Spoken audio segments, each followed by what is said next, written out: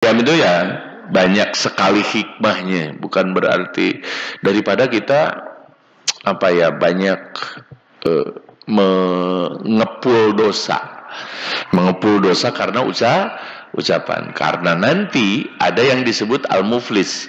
Al-muflis itu orang yang bangkrut, paling bangkrut di akhirat karena dia rebo dengan amal soleh, banyak amal solehnya, sholatnya, saumnya, zakatnya, semuanya amal soleh. Tapi sayangnya dia suka mukul sama yang lain, dia suka menyakiti sama yang lain. Akhirnya apa? Hak Allah jadi gugur karena hak manusianya tidak terpenuhi. Sholatnya gugur karena goreng gak batur. Zakatnya tidak diterima karena dia suka menyakiti orang lain. Hajinya mentah-mentah dikembalikan kepada dirinya. Kenapa? Karena dia suka menganiaya orang lain. Karena itu hati-hati, ya kan? Jadi mending yang mana? Sholat tapi pelit atau tara sholat tapi bager?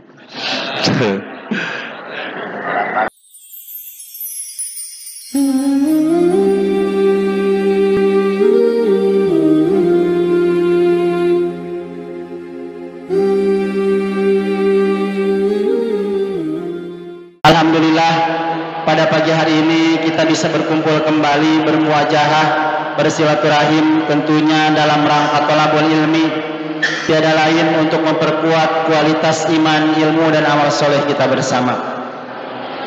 Alhamdulillah, pada kajian Ahad pagi hari ini di tanggal 15 September 2024 kita berkesempatan kembali belajar bersama Al-Ustadz Yusuf Burhanuddin, yang mana alhamdulillah beliau sudah berada di hadapan kita semua, dan insya Allah tema yang akan dibawakan ataupun bahasan pada kajian pagi hari ini terkait dengan qad aflahal mu'minun. Setiap orang beriman pasti selalu bahagia. Mudah-mudahan dari kajian ini kita dapat mengambil hikmah dan pelajaran, tentunya sebagai bekal amal-amal kita di kehidupan kita ini. Maka dari itu ya teman sekalian, kami menghimbau bagi seluruh jamaah ataupun bagi jamiah yang masih berada di luar ruangan masjid, harap segera memasuki ruangan masjid dan menempati tempat-tempat yang masih kosong. Dan untuk itu bagi kita semua, mari kita persiapkan penglihatan, pendengaran dan perhatiannya kepada apa-apa yang akan Ustaz sampaikan, yang insya Allah akan sangat berguna dan bermanfaat bagi kita semua. Baik, ikhwatu iman sekalian, kajian kita mulai. Kepada Al-Ustadz dipersilahkan.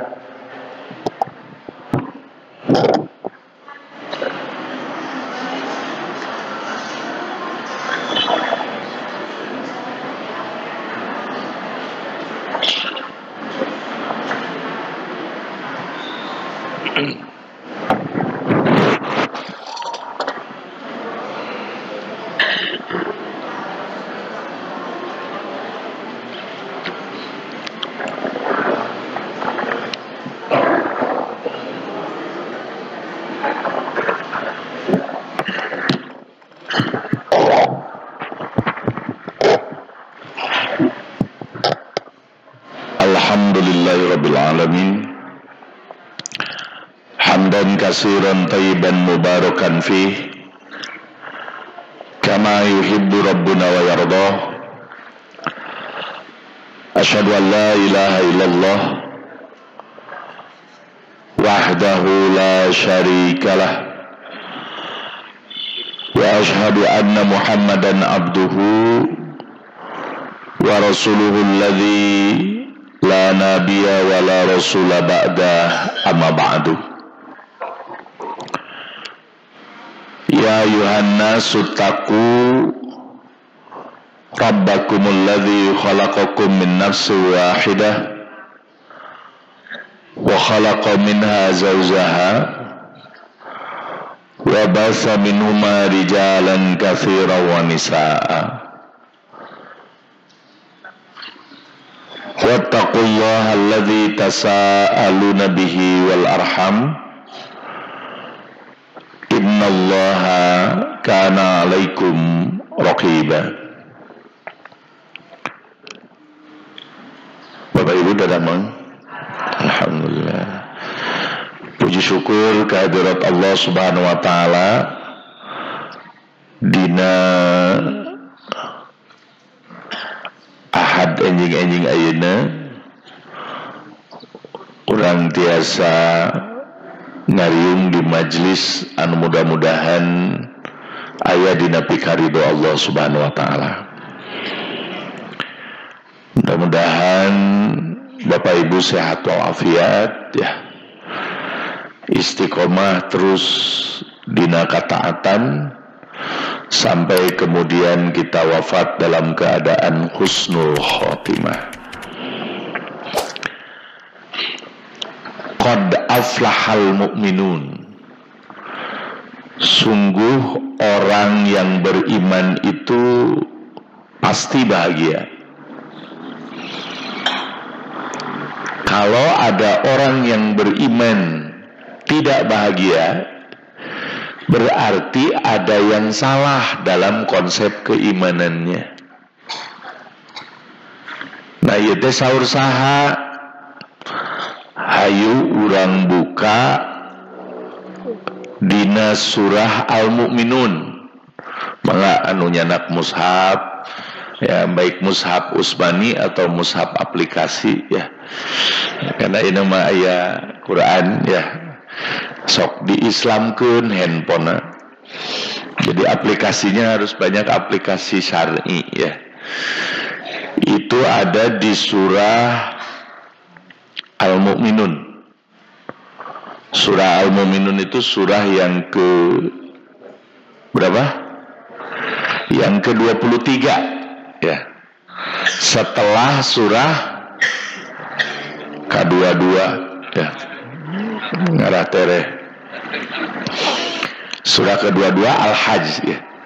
Jadi setelah puncak ibadah haji, justru Allah Subhanahu wa taala menegaskan di dalam surah Al-Mu'minun ya.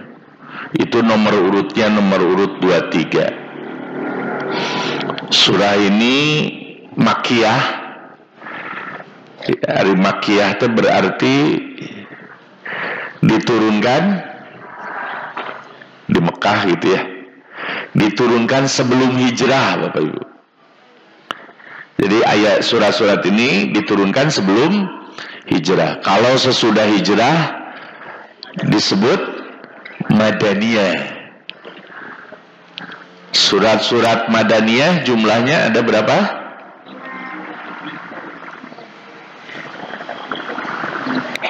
Masya Allah.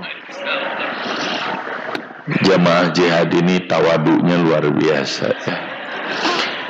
Mau ngajawab dari Syria cina gitu. 86 surat ya.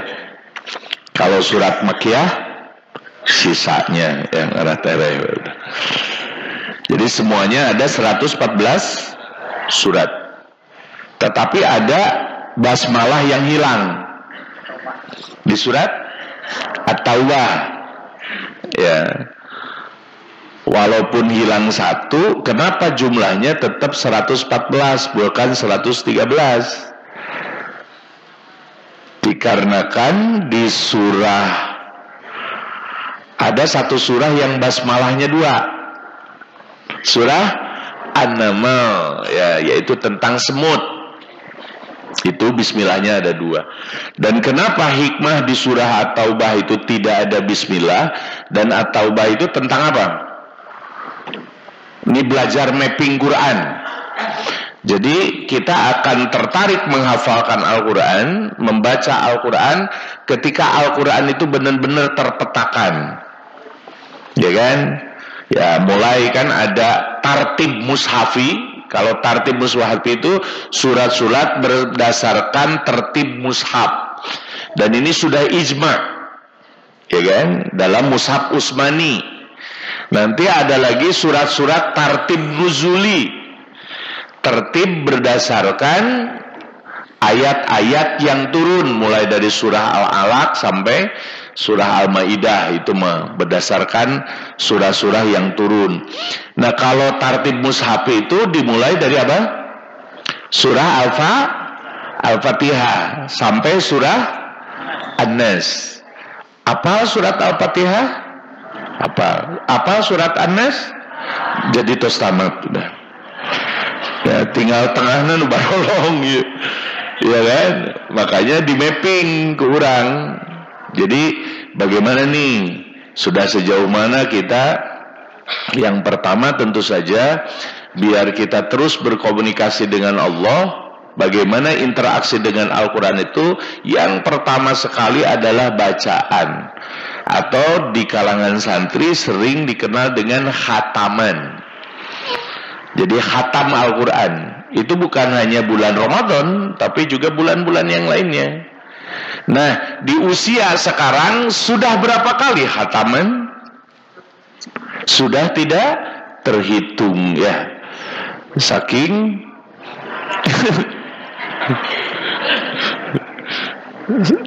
ya gak apa-apa ya, itu penting. Apalagi kan di usia 40 nih kita udah ngegas berapa kali.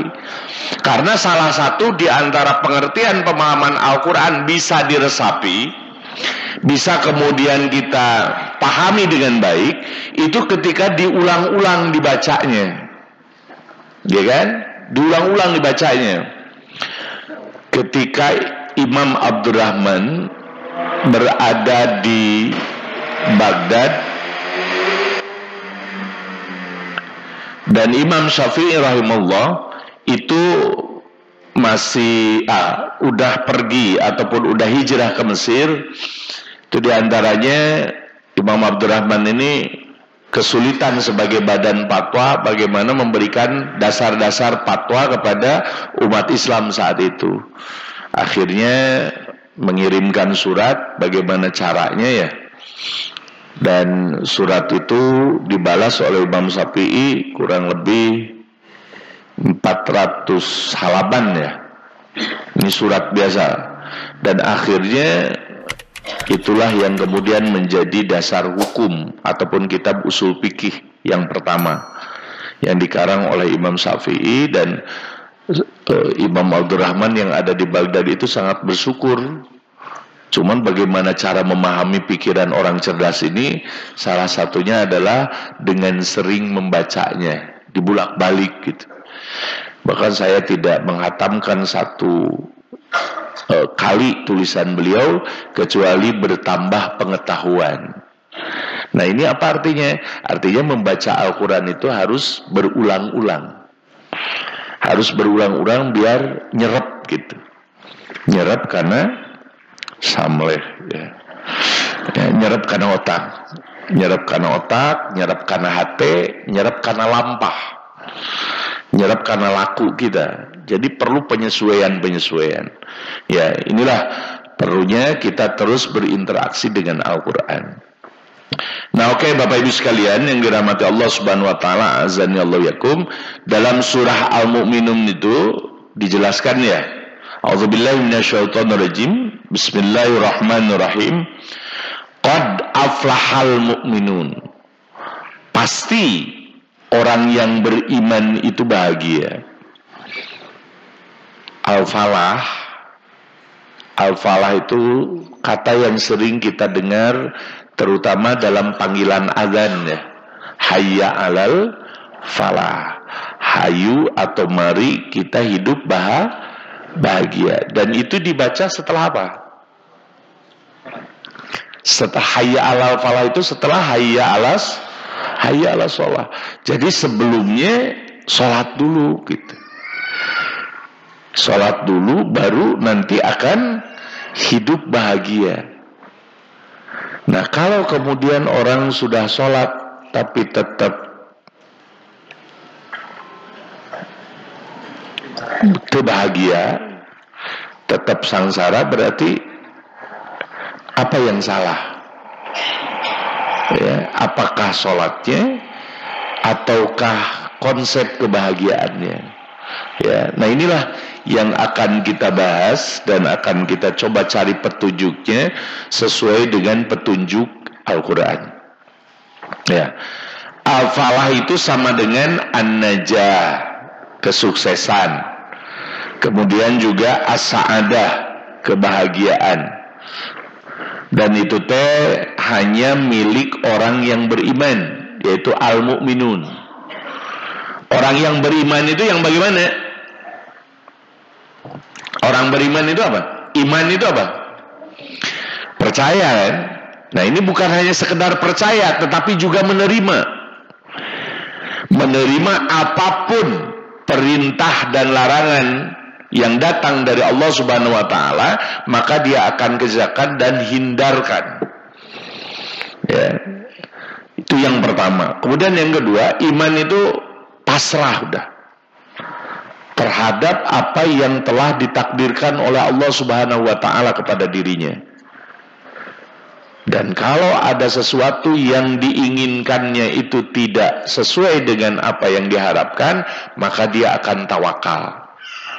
Contoh, seseorang itu kan inginnya sehat ya, tapi kemudian diberikan sakit.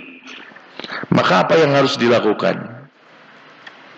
Ya, ketika seseorang itu sehat, kemudian dia sakit, apa yang harus dilakukan? Tawakal udah. Tawakal itu bukan berarti cicing ya tawakal itu. Tetapi justru tawakal itu yang pertama menerima bahwa ini adalah ujian dari Allah, pasti dah. Ini ujian dari Allah.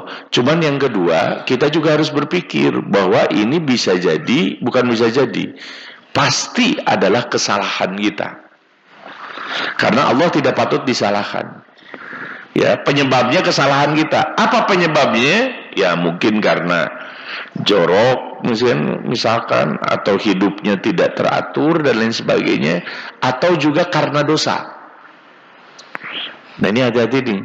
Ada beberapa efek perbuatan amalan seseorang yang dibayar kontan oleh Allah Subhanahu wa taala di dunia.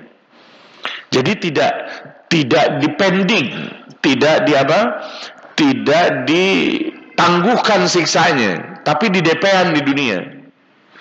Ya, ada balasan-balasan yang langsung diberikan oleh Allah Subhanahu wa taala. Dan ingat ya, sesuai konsepnya al jaza min jinsil amal, bahwa balasan itu pasti dari amal yang sama. Kalau tangannya jahat, tangannya yang dibalas. Kalau mulutnya jahat, mulutnya yang dibalas sudah. Kalau kakinya jahat, maka kakinya yang dibalas sudah. Ya, selalu dari jenis amal yang sama. Dan ada 5 dosa yang akan langsung dibalas oleh Allah di dunia. Tapi punten ya, ini rahasia. Jangan sampai bocor udah. Ya, cukup ini kita sadari dan muhasabahi oleh kita sendiri. Yang pertama apa? Syirik. Itu dalilnya surah Al-Furqan ya. Surah Al-Furqan ayat 67.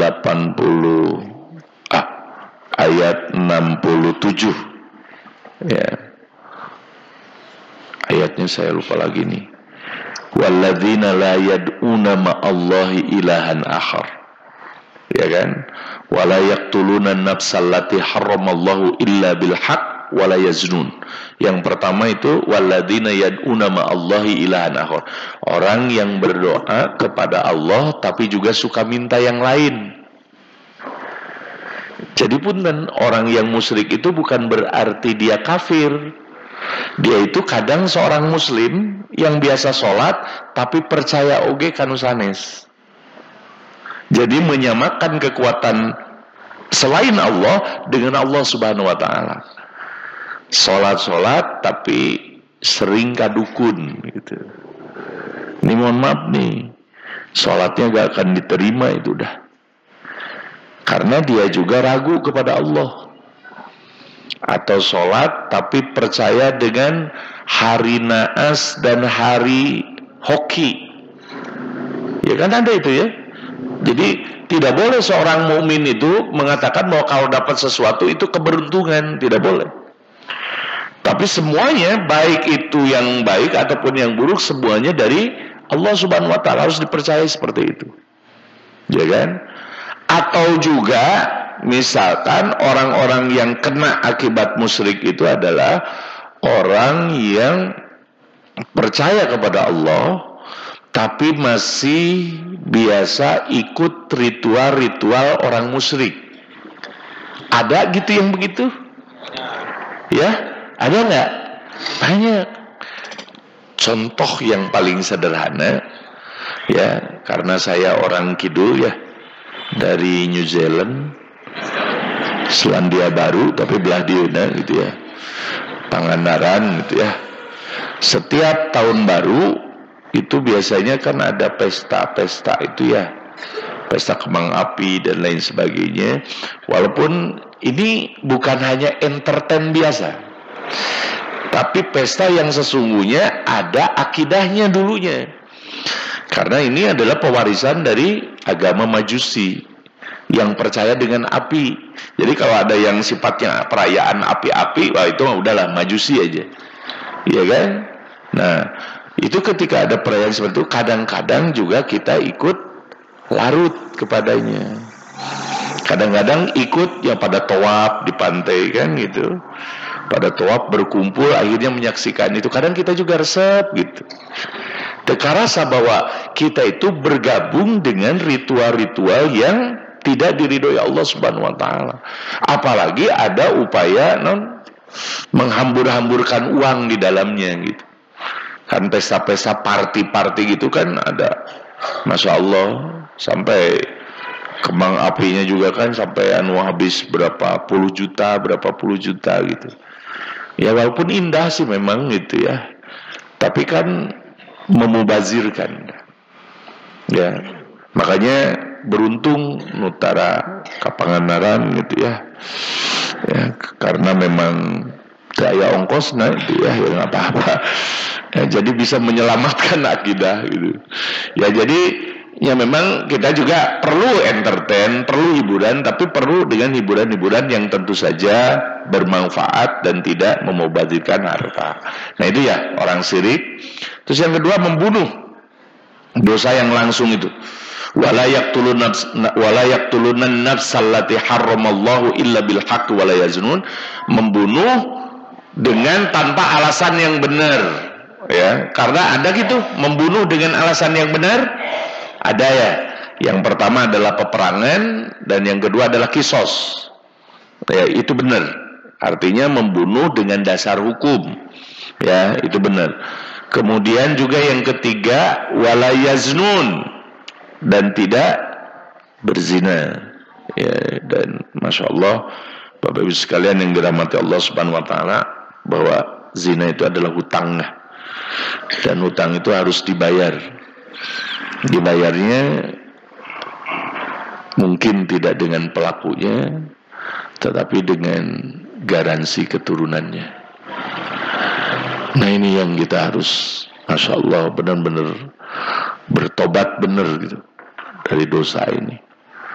Dan sekarang Masya Allah ya, udah begitu banyak merajalela.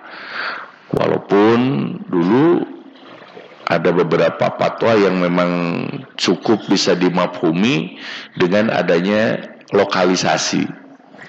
Ya kan sekarang itu dua nih, ada prostitusi, ada perjudian ya.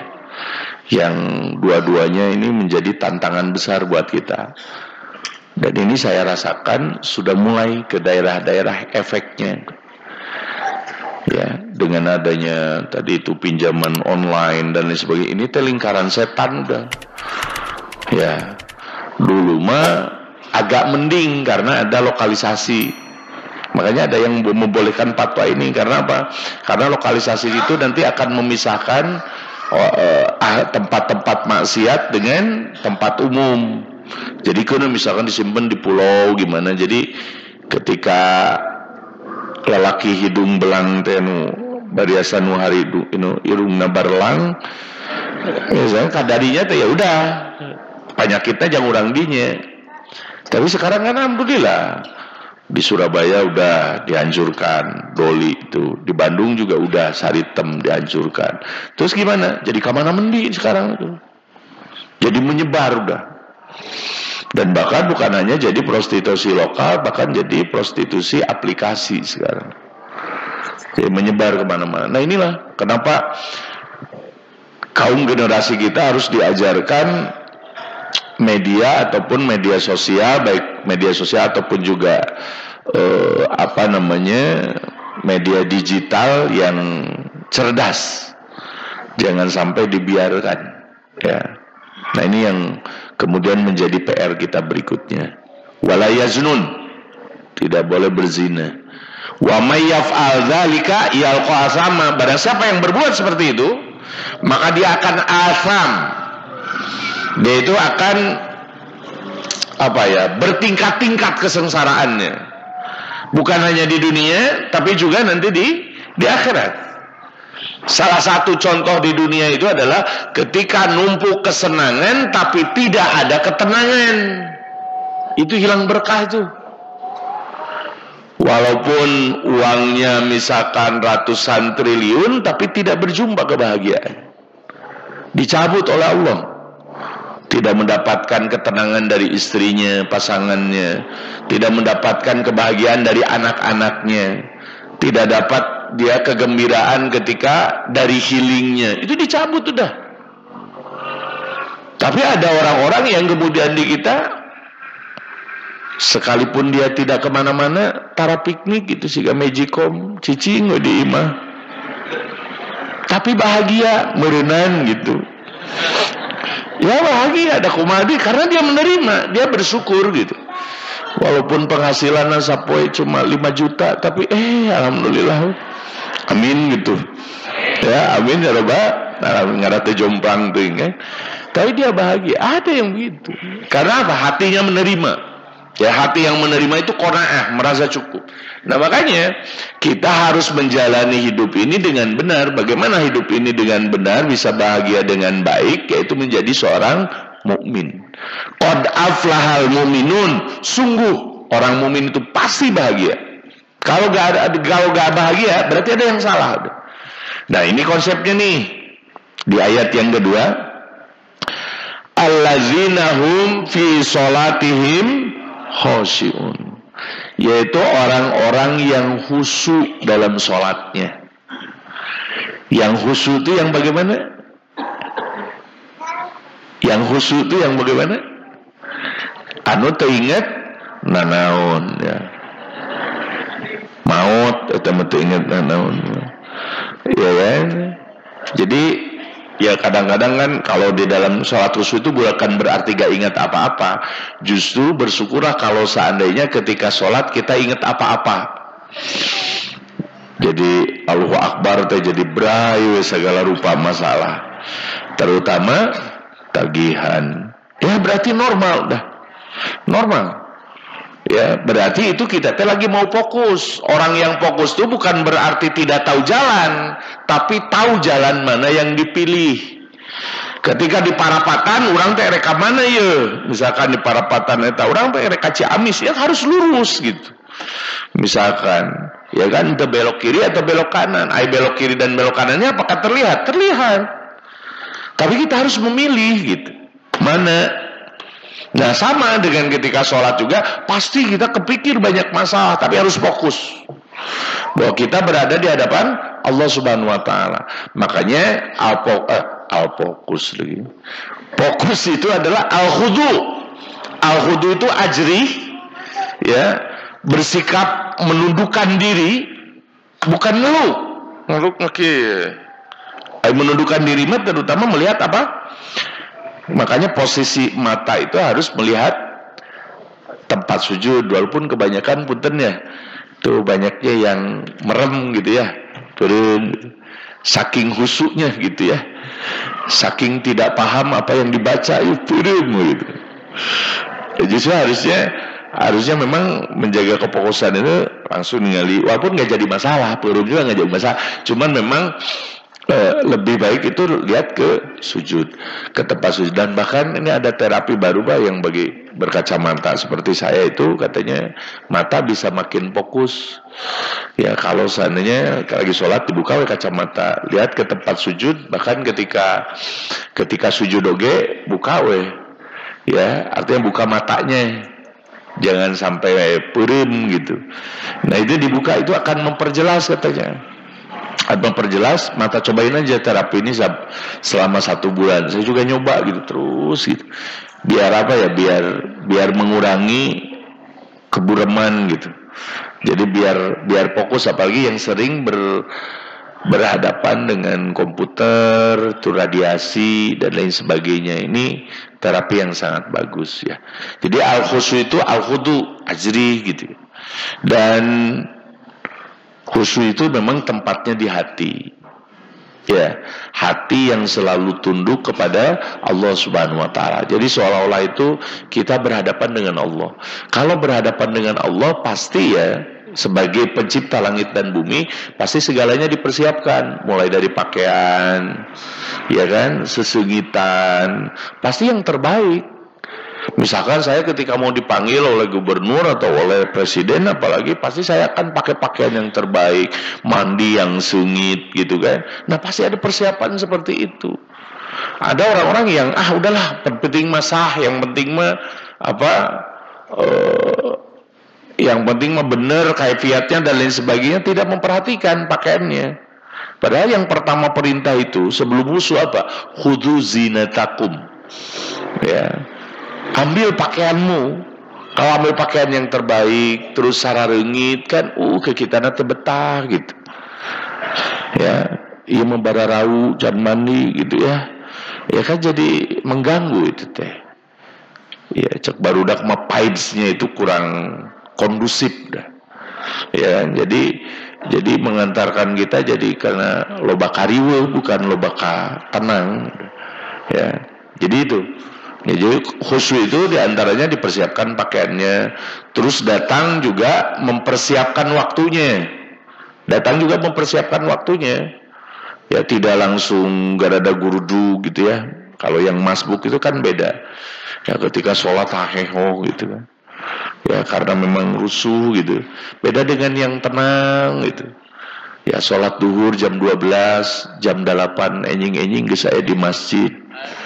Sare heula ya maksudnya ada persiapan, ada prepare. Terus juga yang disebut khusyuk itu apa? Ngerti apa yang dibaca. Osok Bapak Ibu mempelajari apa yang kita baca. Ya, kelihatannya dari tidak menjawab berarti.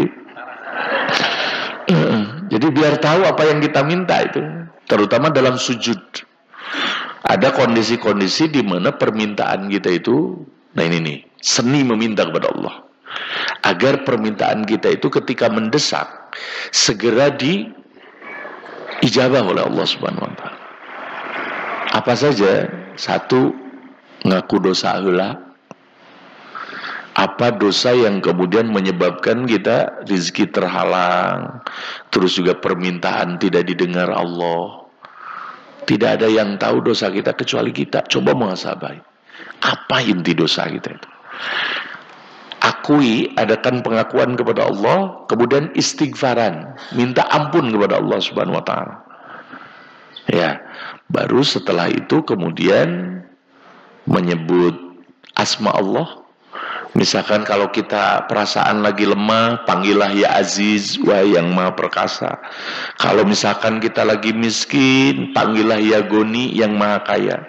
Kalau misalkan kita lagi banyak orang yang membenci, maka panggillah ya Rahman, ya Rahim, yang maha pengasih lagi maha penyayang. Asmaul Husna ini, ya, nama-nama yang baik, panggillah dengan nama itu. Kemudian yang ketiga, bersolawat kepada Rasulullah SAW. Baru setelah itu memohon kepada Allah apa yang kita minta. Jadi ulah ujug-ujug gitu kan. Satu naon tegugur tain, ya Allah mudah-mudahan sing digampilkeun dina tagihan ieu ya Allah. Ya jangan gitu. Ini teh termasuk rada permintaan nu cologog gitu. Jadi mentana teu make proposal itu teh. Jadi harus ada proposal yang benar. Nah ini harus dipelajari. Ya, coba gitu. Apalagi diminta di saat yang tepat. Kapan yang tepat meminta? Satu, di sepertiga malam, di tahajud. Yang kedua, ketika di akhir sujud yang terakhir. Atau yang ketiga, ketika kita sudah barter dengan amal soleh. Barter dengan amal soleh itu begini. Misalkan aduh si kakak teh yang asup ke universitas favorit, misalkan yang diharapkan sesuai cita-citanya, ibu teh ada permintaan, saya mau namatin Quran dulu kemudian meminta, boleh nggak begitu? Boleh. Silakan jadi barternya dengan amal soleh. Ya Allah, saya itu udah menghatamkan Al-Quran nih, ya kan? Tidak ada maksud, tidak ada tujuan kecuali ingin ini nih. Si kakak segala macam, mudah-mudahan dilancarkan kuliahnya, dapat beasiswa dan lain sebagainya. Boleh, silakan. Ya kan? Barter dulu dengan amal soleh. Ya, dan inilah justru tawasul yang benar. Cara bertawasul dengan amal soleh, ya kan? Tawasul itu kan ada ya, dengan cara amal soleh, barter amal soleh. Dalilnya itu orang yang di gua itu ketika mau nyingkirkan batu kan susah ya, dan akhirnya menyebutkan amal solehnya. Boleh begitu dengan Allah. Ya, barter dengan amal soleh. Yang kedua, minta kepada orang soleh yang masih hidup. Ya, misalkan aduh minta doa Kak Ustadz, Kak Kiai, Kak Mubalik, Kak Dai, misalkan yang masih hidup, yang kemudian agar doanya dikabulkan oleh Allah. Ustadz punten pang doakeun pun anak menuju ujian gitu. Nah itu boleh begitu? Boleh ya. Asal jangan lupa ya bawa apel gitu ya 2 kilo ya, ngarah tereh gitu. Jadi si Ustadz lagi khusyuk ngadoa ya.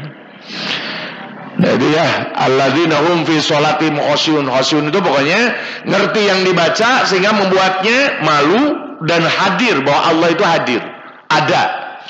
Dan kalaupun tidak ada, dia yakin Allah memperhatikan dirinya. Yaitu sholat yang khusyuk. Kemudian yang ketiga, walladzina hum anil lagwi mu'ridun, yaitu orang-orang yang menghindari lago. Ya, ini unik ya. Yang pertama itu hablum minallah, hubungan dengan Allah, yaitu sholat. Yang kedua, ini hablum minan nas, bagaimana cara baik dengan orang. Hindari apa? Lago. Lago itu mala faidata min amalin au qaulin. Jadi apa-apa yang tidak berguna, baik itu perkataan ataupun perbuatan. Apa yang tidak berguna, ya. Lago itu kan kalau di kita juga ada ya. Mana hirup teh ulah balago, lago ya itu ya. Balaga itu dari lago sebetulnya. Balago itu berlebih-lebihan, makanya jadi balaga. Balago itu berlebih-lebihan. Yang disebut lago itu malawung, ya. Asal katanya malawung. Dan itu kita kenal ketika misalkan Jumatan kan. Kalau bapak-bapak ya, kalau ibu-ibu makan enggak. Ini bapak-bapak Jumatan itu kalau khotib lagi khutbah, nah bapak ngobrol gitu. Sekarang mah ya oke jadi maca WhatsApp, tambah kesel. Jadi dianggap khotib tapi keselun ya mah. Geus goreng pisan kan. Jadi kesel gitu. Kesel akhirnya banyak yang ini. Atau ngoprek karpet, ngedul-ngedul ngap karpet sampai ke acak-acakan. Nah itu gak boleh. Jadi harus fokus, harus perhatian. Walaupun memang bagi yang merasakan, alhamdulillah ya saya jarang merasakan karena jadwal khotib wae gitu. Tapi pernah jadi sekali jadi mustami memang Masya Allah ya. Kerek 3 menit gitu udah. Ya kan, jadi ningali mubalik teh udah pituluheun udah gitu. Ya makanya itulah kenapa pas khotib Jumat itu si khotib itu harus ihmarat aina gitu. Harus benar-benar setengah berteriak gitu. Biar non harudang gitu. Biar calenghar gitu. Nah itu ya. Dan sunnah Jumat itu memang tidak boleh panjang-panjang. Khutbahnya itu tidak boleh panjang-panjang karena bukan pengajian kayak begini ya, jadi harus pendek-pendek. Biasanya kalau pendek mah aratohun biasanya mah ya, dan memang seger habis Jumat itu. Saya juga pernah ngalami guru saya yang khutbah kok sebentar gitu, padahal pengetahuan beliau luar biasa. Kok sebentar, jadi gimana ya, giro Jumat tapi jadi resep gitu, gak mau telat. Kenapa? Karena sakedung gitu ya. Gitu, karena sebentar. Sebentar. Nah, sholatnya yang dipanjangin ya. Ini kita mah khutbahna dipanjangin, sholatnya diponokan, kadang dipanjangin oke gitu. Nah jadi malah lakruh beres Jumatan gitu. Ya, nah itu jangan sampai salah ya dalam penerapan sunnah. Apa yang disebut dengan lago? Lago itu ucapan terutama yang bisa menggugurkan amal soleh. Ya, hati-hati. Justru amal soleh itu gugurnya bukan dengan dosa anu karasa, tapi dosa anu tekarasa. Kadang-kadang kita mengucapkan sesuatu dan itu justru menggugurkan amal soleh kita. Terutama ucapan-ucapan yang menyinggung dan menyakiti orang lain, ya, seperti ucapan-ucapan kan kita tidak boleh ya. Muslim yang benar itu yang bagaimana? Yang bisa menyelamatkan martabat Muslim yang lain. Jadi tidak merusak nama baik seseorang, walaupun ditukanun. Itulah yang disebut dengan apa? Gibah, ya. Ya kan itu akibat lisan tuh, gibah, ngomongkeun batur. Yang diomongkan kan nggak suka, dan itu teh upaya merusak kehormatan seorang muslim. Tidak boleh. Itulah kenapa nanti orang yang gibah ini di akhirat nanti siksanya apa? Dipaksa untuk memakan bangkai saudaranya sendiri. Bangke daging manusia. Masa cenanda moal aya nu daekeun, diwawalkeun ku malaikat. Iya, diwawalkeun itu. Enggak ada yang mau makan darah, makan nanah nu bararau, terus juga bangke enggak ada. Diwawalkeun we dahar sia kumaneh gitu. Ini yang dulu kalian ucapkan tentang saudaramu. Dan sebaliknya, reward bagi mereka yang tidak suka gibah, tidak suka merusak kehormatan seorang muslim, itu apa? Mereka itu nanti diajak ngobrol empat mata oleh Allah dan tidak diumbar aibnya kepada orang lain. Nanti di akhirat itu. Jadi dia diajak ngobrol empat mata oleh Allah, kemudian langsung masuk ke surganya Allah. Nggak ada lagi udah. Nah ini nih soal lisan nih. Gibah, kemudian namimah itu mengadu domba, ya. Insya Allah orang Tasik masalamet, orang Garut ya.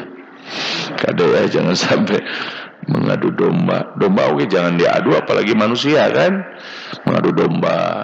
Atau yang kita mah sekarang itu, masya Allah saya lihat tuh kalau termasuk komen-komennya, komen-komen di media sosial itu membuktikan keimanan kita. Banyak orang-orang yang kemudian mudah tersinggung ya ketika misalkan ya ketika kehormatan ajaran Islam diserang, ya kita sebetulnya harus rada hati-hati.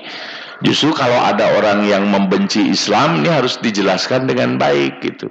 Tidak dibalas dengan komentar-komentar yang kasar. Dan akhirnya nanti mereka jauh. Jadi kalau itu harus diajak diskusi.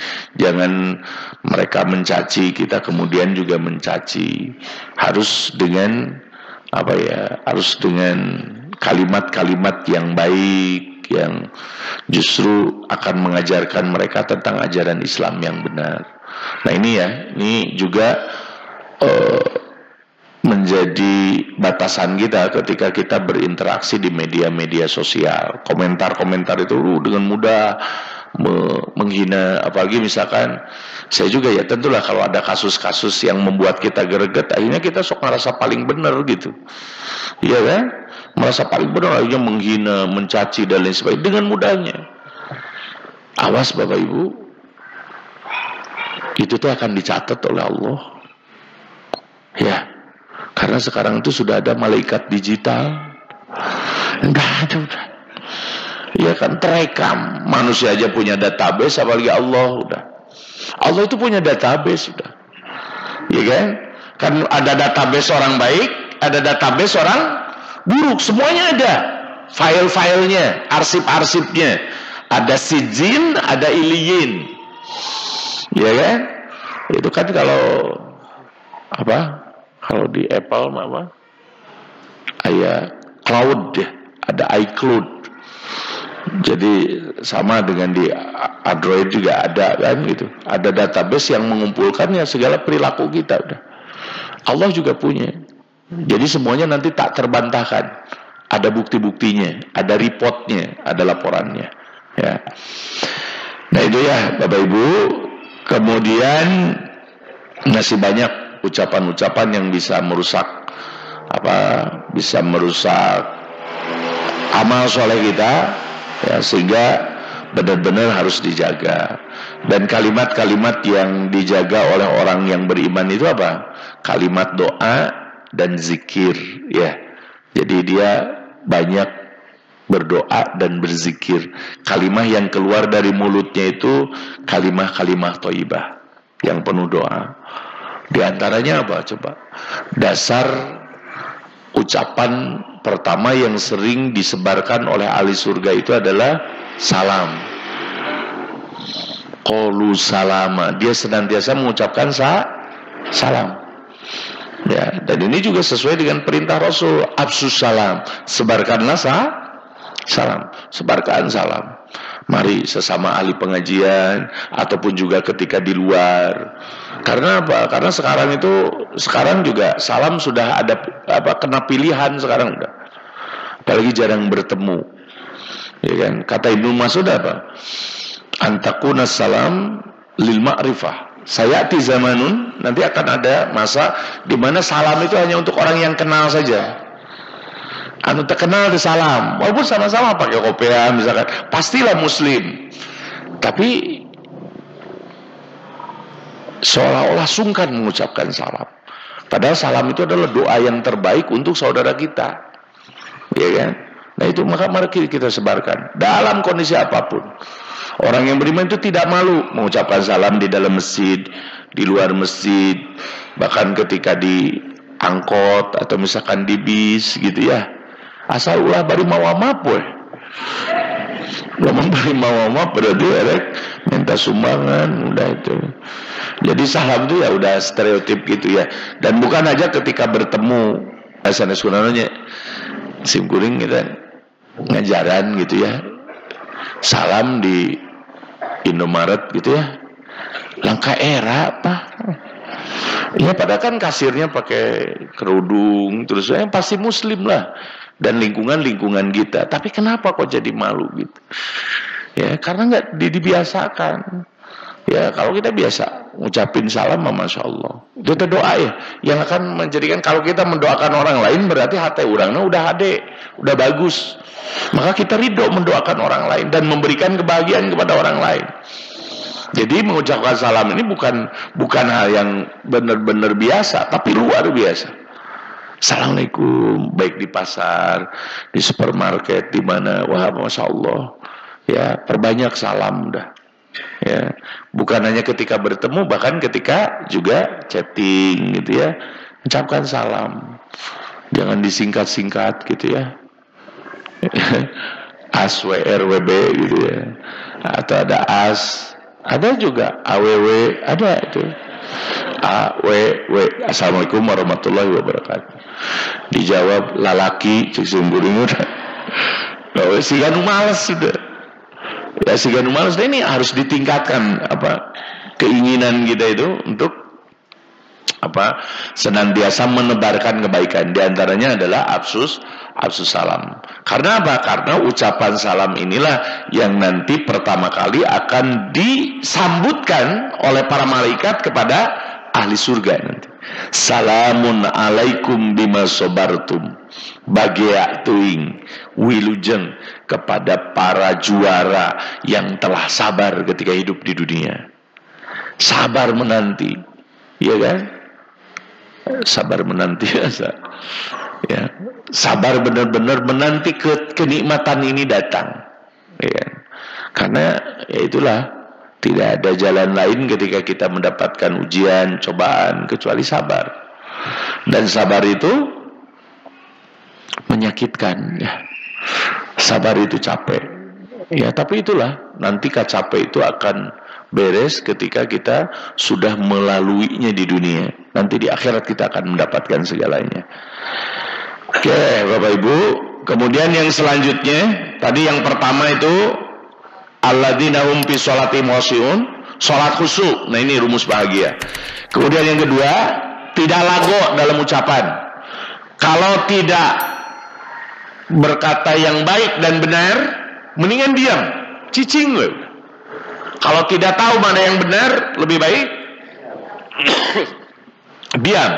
Karena diam itu emas. Makanya ketika istri saya pengen emas, saya diam. Karena diam itu emas sudah.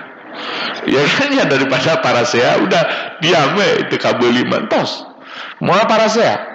Nu parasea oge anu ngambek oge bakal eureun, lamun urangna cicing udah. Eraeun sorangan gitu. Ya, jadi lebih baik diam.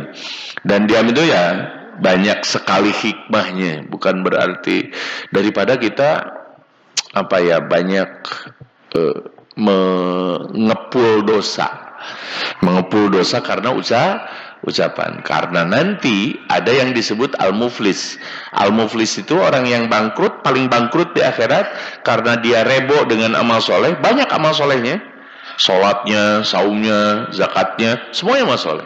Tapi sayangnya dia suka mukul sama yang lain, dia suka menyakiti sama yang lain. Akhirnya apa? Hak Allah jadi gugur karena hak manusianya tidak terpenuhi. Sholatnya gugur karena goreng gak batur. Zakatnya tidak diterima karena dia suka menyakiti orang lain. Hajinya mentah-mentah dikembalikan kepada dirinya. Kenapa? Karena dia suka menganiaya orang lain. Karena itu hati-hati, ya kan? Jadi mending kene mana? Sholat tapi pelit atau tara sholat tapi bager? Tuh ayah pilihan nukatilu dah, apa sih milih nukatilu, ya kan? Coba mending yang mana? Mending yang mana? Ya, sholat tapi pelit, atau tara sholat tapi bagir gitu. Ayo mending nu bagir ya, baik tara sholat oke. Penting mau bagir ka urang gitu ya. Kalau mendingnya itu dalam penilaian manusia, tapi kalau dalam penilaian di sini memang tentu saja ketika hak Allah dipenuhi itu yang paling utama. Cuman tetap tidak bermakna kalau kitanya kehubungan sesama manusia itu jelek. Dan akhirnya ya sholatnya menjadi tidak bermanfaat. Ya, tidak bermanfaat. Di sini pentingnya bagaimana kita menjaga dua hal, hablum minallah dan hablum minannas. Nah, kemudian yang ketiga, walladzina hum lizzakati fa'ilun, yaitu orang yang kemudian membayar zakat. Zakat ini di kita tidak ada paksaan ya, tidak ada paksaan. Ini benar-benar bergantung kesadaran, ya kan? Kesadaran kita. Makanya teliti nih, sebelum kita meminta, sebelum kita memuhasabahi dosa yang lain, apa nih harta yang masih kita simpan? Ada zakat, infak dan sedekah, ya kan? Dan insya Allah bahwa as-shadaqatu itu tudfi'ul bala, bahwa sedekah itu akan bisa meredam ujian, cobaan, ya kan? Ujian dan cobaan itu dengan zakat. Ataupun bukan hanya dengan zakat, saya udah ada hadapi zakatin, infaknya gimana? Sudahkah setiap bulan kita infak, ya kan? Dan jangan kalau biasanya kalau dalam masalah zakat, infak, sedekah ini kita merasa selalu jadi mustahik gitu. Ya, harusnya jadi bercita-cita semuanya jadi muzaki, orang yang memberi. Ya, karena yadul ulya khairun min yadis sufla. Tangan di atas itu lebih baik dari tangan di bawah. Maning keneh mere, maning keneh narima. Maning keneh mere. Kalau ketika mere itu bahagia gitu. Makanya tangan yang di atas, ya. Tangan yang di atas itu lebih baik daripada tangan yang di bawah yang menerima. Ya, tentu saja ya. Kalau seandainya ada orang kaya tapi gak ngasih, itu gak bahagia udah. Orang kemudian bisa merasa berkah kekayaan itu karena apa? Karena banyak berbagi. Ya, banyak berbagi, dan itu nikmat yang luar biasa. Nah, berbagi dengan cara tangan yang di atas gitu ya, daripada tangan yang di bawah. Nah, kemudian yang selanjutnya, Allah itu telah menjamin kebahagiaan bagi orang mereka yang membersihkan. Qad aflaha man zakkaha. Ya, sungguh telah bahagia orang yang telah menyucikan. Menyucikan apa? Satu, menyucikan hatinya. Menyucikan hati dengan apa? Ada cara mandinya? Ada cara sepaknya? Menyucikan hati dengan apa? Dengan istighfar. Tazkiyah itu. Dengan perbanyaklah istighfar. Itu akan menyuci hati kita. Dan menyucikan harta dengan zakat. Ya kan? Zakat itu akan menyucikan harta, sehingga harta itu akan terasa berkah, cukup, dan menyolehkan.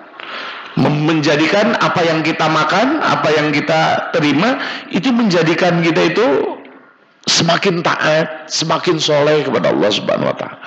Jadi bukan dengan yang banyak. Masya Allah, saya ada, karena background saya studi tafsir ya, nanti kapan-kapan. Jadi ada studi, saya kemarin bikin studi kuliner dalam Al-Quran. Dan ternyata Masya Allah, ya seperti makanan-makanan yang ada dalam Al-Quran itu khasiatnya luar biasa Pak. Jadi gak harus lihat herbal apa-apa gitu. Jadi makanan-makanan yang ada dalam Al-Quran itu ternyata punya khasiat yang luar biasa. Seperti misalkan kurma gitu ya, atau anggur. Kurma juga, apalagi kurma ajwa, yang kurma Nabi ya. Tapi dah juga kalau dibahas teh itu makan teh rada marahal. Jadi ulah dibahas. Ya, jadi makanan ahli surga itu marahal, seperti anggur gitu ya. Diulang itu, kurma ajwa kan sampai 800.000 sampai berapa. Itu kan kurma yang anti racun, yang kurma Nabi itu. Ya kan? Dan enak itu, cakial, terus juga enak lah pokoknya mah. Tapi mahal. Seperti anggur, terus juga banyak delima, ruman. Itu ternyata khasiatnya itu luar biasa. Jadi makanan itu bukan hanya sekadar nikmat, tapi harus jadi obat. Bukan asal jual hablem, udah asal warga, udah segala diasupkan. Rupa-rupa tapi sarua. Ya kan, raginan, gorengan, oh sarua itu ini udah bahana buras, sarua gitu. Indomie, akhirnya sarua kabeh. Ya, nasi dan kejo, ya kan? Cuman beda-beda itu aja. Nah ini yang membuat kita tidak sehat. Dan akhirnya ini harus itu kalau studi makanan Rasulullah itu memang luar biasa. Makanya jadi energi. Dan beliau itu bukan tipe pemilih makanannya. Pemilih makanan itu berarti naonnya? Upami naonnya? Tipe pemilih teh kumaha? Anu pilih-pilih lah gitu ya, hoyong teresep itu gitu ya. Nah itu jadi pilih-pilih, bukan tipe pemilih. Beliau mah kalau ada makanan misalkan minta dicicipi ya dicicipi, suka atau tidak suka. Kalau tidak suka beliau tinggalkan dan tidak dicaci, tidak boleh dimaki. Abdi mah resep naon ceker misalkan gitu ya, nih garuluh gitu resep nu gitu, enggak boleh. Kalau nggak suka ya udah, jangan dicaci. Kalau nggak suka tapi kemudian apalagi kalau suka tapi dimakan, itu mah dipoyok, dituang itu mah dipoyok, dilebok itu mah ya. Nah ini jangan begitu, nggak boleh mencaci makanan. Dan Rasulullah itu bukan, makanya ada yang disebut di istilah diet itu nanti ada food balancing. Jadi makanan itu asal seimbang gizinya, seimbang ukurannya, ya. Di antaranya juga seimbang kompilasinya lah gitu ya. Jadi sepertiga untuk makan, sepertiga untuk minum, sepertiga untuk napas. Kalau semuanya dihabiskan untuk makan dan minum, tidak ada napas, maka bengek, ya. Nah, itu jadi ingat, terjadilah kemerdekaan. Jadi kemerdekaan, dan itu bikin jadi gemoy gitu, nggak gesit. Rasul itu gesit karena makanannya benar-benar diperhatikan dengan baik. Ya, salah satunya nanti coba kira, ada banyak makanan di dalam Al-Quran, buah-buahan yang ada dalam Al-Quran, coba apa aja, pasti berkhasiat, ya kan? Nah itu, nanti ujungnya apa? Nanti ujungnya adalah menu ahli surga, menu ahli neraka, ada dua-duanya, dikasih menu, ada daftarnya, ya kan? Daftar makanan-makanan ahli surga apa, nanti ahli neraka apa. Ini banyak, bahkan ada dessertnya. Makanan pembukanya juga ada. Ya. Dan ini begitu menarik ya dalam Al-Quran untuk menyadarkan bahwa sesungguhnya makanan itu bisa menentukan amal soleh kita. Halal dan haramnya makanan itu menyolehkan kita atau tidaknya. Kalau makanannya haram, maka hilang berkah kesolehan. Ya, nah ini ya kalau seandainya kenapa ya keluarga kita itu susah dari sebenarnya apa yang kita makan dan apa yang menjadikan kita salah ketika makan. Apakah ada yang subhat ya atau misalkan ada kita mencarinya dengan cara yang haram dan lain sebagainya. Ini yang harus kita evaluasi. Kemudian walladzina hum li furujihim hafidun ya, yang ke berapa? 1 2 3. Ya walladzina yang keempat ya. Semuanya ada 6. Kita percepat aja. Ya, walladzina hum li furujihim hafidun, yaitu yang menjaga kemaluannya. Ya, bagaimana menjaga kemaluan? Dijaga, gitu diseletingan gitu atau gimana ini? Jaganya dengan apa? Ini maksudnya ini luar biasa ya. Seperti Allah itu gak melarang zina, tapi la taqrabuz zina, jangan mendekati zina. Artinya asbab, sebab-sebab yang menjadikan kita dekat dengan itu harus dihalangi. Salah satunya apa? Sebelum menjaga kemaluan, apa yang harus dijaga? Kemaluan itu bisa berpengaruh tidaknya itu dengan apa? Dengan pandangan. Makanya jaga pandangan udah. Ya, jaga pandangan, jaga pemasukan. Ini juga harus ya. Jadi bukan hanya pandangan saja. Jadi jaga pandangan kita agar tidak melihat apa-apa yang haram. Ya, melihat yang haram. Apalagi ya sekarang kan berseliweran, baik di media sosial ataupun yang lainnya gitu ya, maka tutup itu, karena akan hilang berkah ilmu kalau kita melihat apa-apa yang diharamkan. Ilmu itu tidak akan masuk, termasuk tadi kok susah gitu ya memahami bacaan Al-Quran ataupun memahami bacaan sholat, kok susah nih diajar.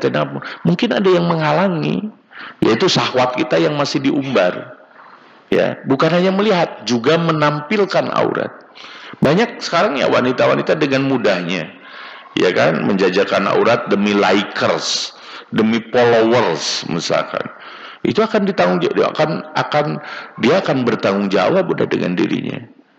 Kalau dia bebas dengan rambutnya akan terjadi dengan apa-apanya. Kalau dia bebas dengan auratnya, maka auratnya bakal kena udah. Apalagi sudah kena sumpah publik.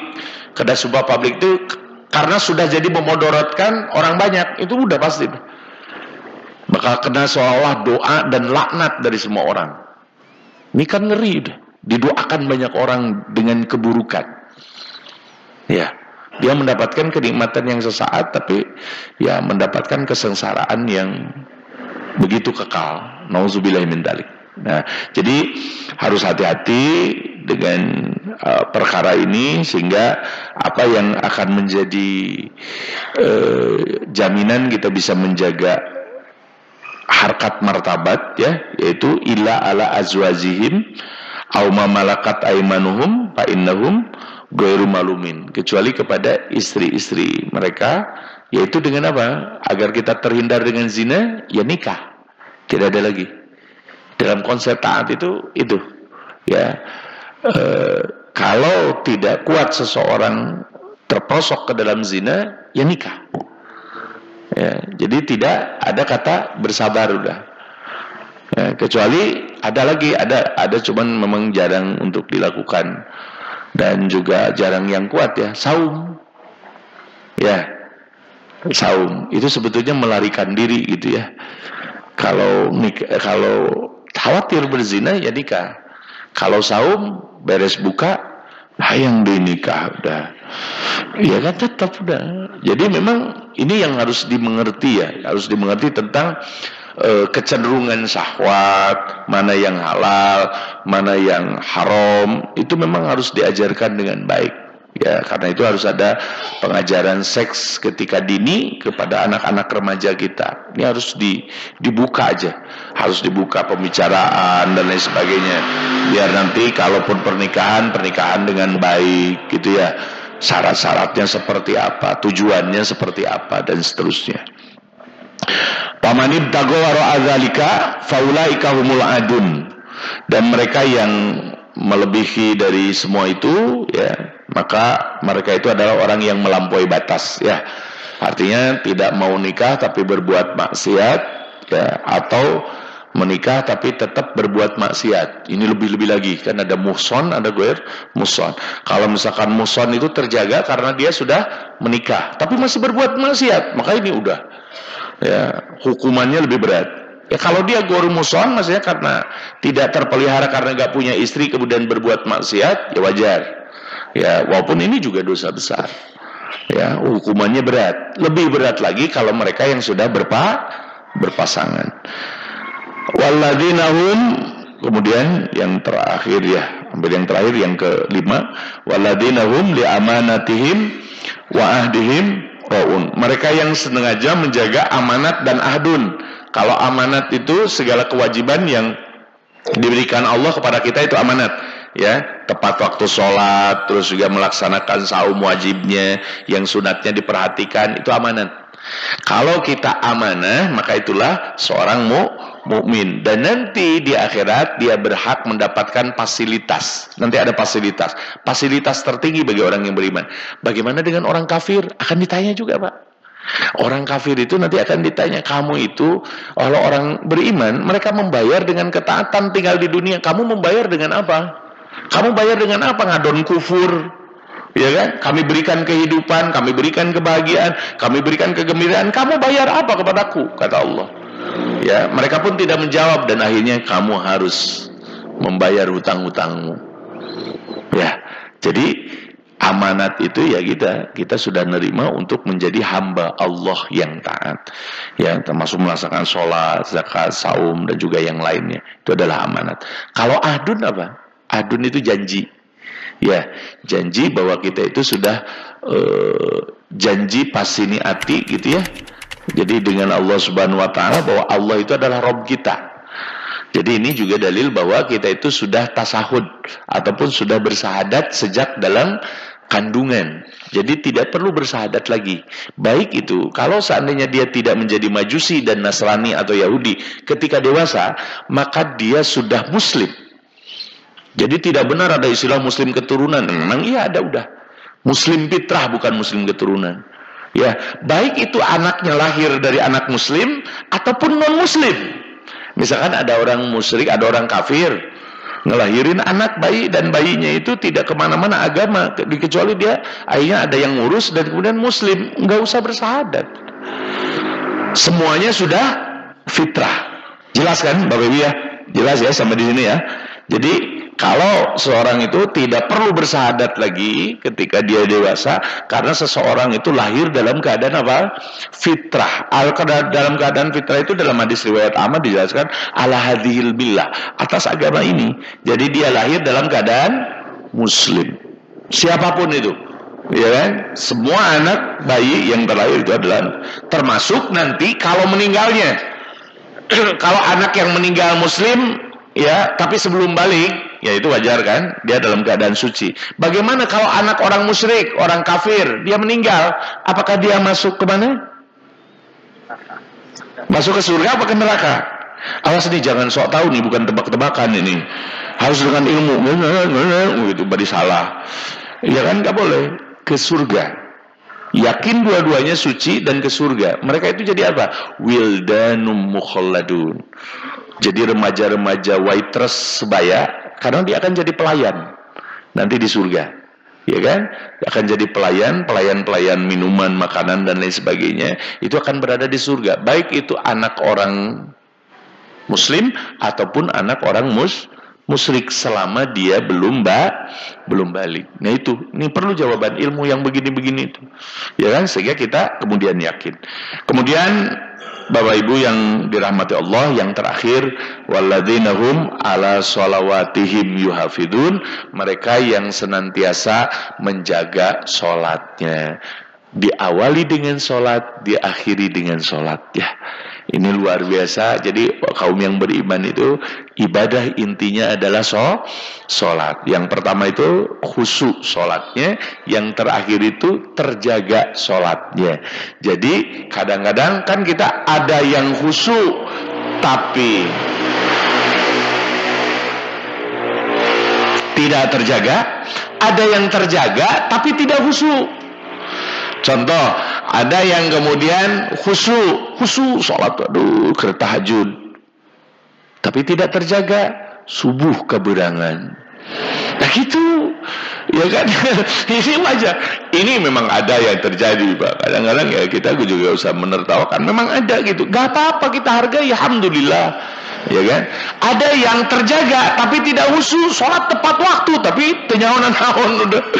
Ya kan? Kadang sebetah ya, salah satunya khusyuknya bukan lila, bukan juga gitu. Lila teh kadang-kadang berenang teh apal deh nu dibaca gitu ya. Jadi maksud lama itu dia itu benar-benar meresapi bacaannya. Betah dina sholatnya itu seolah-olah berkomunikasi. Kalau saya ngomong dengan orang penting pasti bakal cari celah biar lama ngomongnya. Karena asik gitu, apalagi orang-orang yang jadi saya ngefans, misalkan saya cinta, saya benar-benar pengen deket gitu, seperti dengan seorang kekasih. Ya, itu dari sana juga sudah kelihatan ya. Berarti anu sholatna ungked-ungked dan terus sayang tereh beres, berarti memang tebetah jeung Allah udah. Ya kan? Berarti gak betah. Nah itu udah menjadi kendala kita sebagai orang yang beriman. Orang yang beriman itu pasti betah, terus pengen banyak curhat, ya banyak komunikasi dengan Allah Subhanahu Wa Taala. Dan Bapak Ibu, akhirnya ulaika humul warisun, mereka itu para pewaris, al mustahikun, mereka yang mustahik. Mustahik dengan apa? Alladzina yarisunal firdausa hum fiha khalidun. Mereka itulah yang kelak akan mewarisi surga Firdaus. Dan surga Firdaus ini yang paling tinggi, paling ideal, dan paling besar. Surga yang paling besar, paling tinggi di sisi Allah Subhanahu Wa Taala untuk orang yang beriman. Walaupun ada surga yang istimewa lagi, namanya surga apa? Ada yang tahu nggak selain surga Firdaus? Ya, itu ada surga Al-Wasilah. Itu surga khusus untuk siapa? Untuk Nabi Muhammad SAW. Ya, jadi ati Muhammadanil wasilah, dalam doa azan berikanlah al-wasilah. Ada juga surga yang menjadi tetangganya Allah Subhanahu Wa Taala, karena surga itu diinginkan oleh seorang perempuan sabar yang suaminya durhaka. Surga apakah itu? Dan bagaimana surga yang paling rendah kenikmatannya? Kita ikuti setelah pesan-pesan berikut ini ya. Itulah yang ingin saya sampaikan, karena waktu juga sudah ya dah 1 jam lebih ini. Ya, mudah-mudahan bermanfaat, bisa meningkatkan keimanan dan juga ketakwaan kita kepada Allah Subhanahu Wa Taala. Tidak ada yang bisa menjadi spirit motivasi kecuali baca Al-Quran, tentu saja dengan ilmu, dengan keyakinan bahwa kita punya kepastian di hari esok. Engke kumaha engke, ya, engke kumaha atau kumaha engke kumaha ayeuna, ya kan? Kalau kita sekarang itu menjadi orang yang taat, maka bersyukurlah, karena tidak semua orang menganggap ini kekayaan, ya. Walaupun mungkin di rumah kita seadanya, tapi di masjid kita dekat dengan Allah, maka bersyukurlah, itu kekayaan besar. Karena tidak setiap orang yang kemudian di masjid sayatna, kemudian di luar memang banyak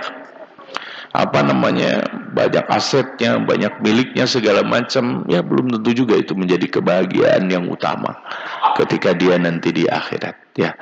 Yang jelas mudah-mudahan kita semuanya bisa bersyukur kepada Allah atas nikmat yang diberikan, terutama kita juga dijaga terus istiqomah dalam ketaatan dan kebaikan sampai kemudian kita wafat semuanya dalam keadaan husnul khotimah, ya.